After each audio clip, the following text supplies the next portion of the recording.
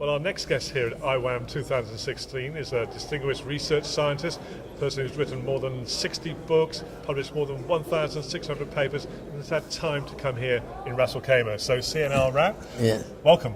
Thank you, thank you. Tell us about, first of all, what you're going to be focusing on here at this event. Well, I myself am going to talk about an area called the two-dimensional materials. If you remember, about 8-10 years ago, graphene became a big news in the world. In fact, makes such big news that we thought there's going to be a second coming of some sort. But actually, there are other materials, just like graphene, that we can make, not out of carbon, but other types of material, two-dimensional sheets.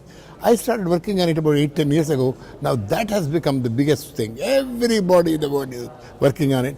Lots of applications, lots of new technologies coming out of it. So that is one of my areas. I'm going to talk about that. Give us some examples of how it can be used in day-to-day life. Well, for example, I'll tell you, day-to-day life, molybdenum sulfide is one of them.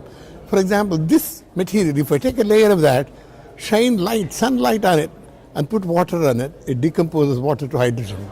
Wow. Very easy way to make hydrogen using sunlight. Yeah, okay. For example, sure. There are many other materials very similar in nature, very similar in structure, with other very fascinating properties of the kind we never had seen earlier in the experience of physics and chemistry. So that has been one of my interests today. You've been coming to this event. This is the 8th one. You've been to every single one. Right. How has it evolved?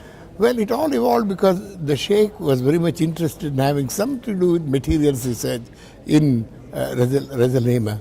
He wanted to support materials research, and one of the things he has done is supporting this conference. And how has he done this in your home country of India? Well, that is what is nice is he wanted to see a typical advanced materials research laboratory working somewhere. Somebody said, why don't you see C.N.R's place in Bangalore? I have a fantastic place, by the way, in Bangalore. He flew all the way to Bangalore for a day and saw my lab, and he was very, very happy seeing that. Then afterwards he said, well, why don't I support some work in Rao's lab?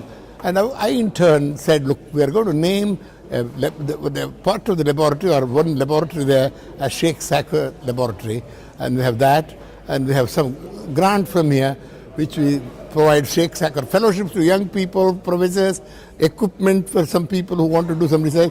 So it has done very well. And we have published 100 papers in the last 2 years based on this funding. So how important is this relationship between? Oh, wonderful, wonderful. I think this, I wish there were more people like Sheikh Saud who supported science, supported materials research without asking for anything in return. No strings attached.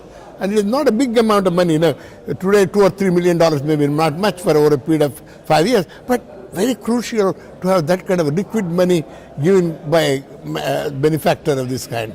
Right. Thank you very much for joining us. Pleasure. Have a great event and a very enthusiastic C.N.R. Rao joining us here at IWAM 2016. Thank you.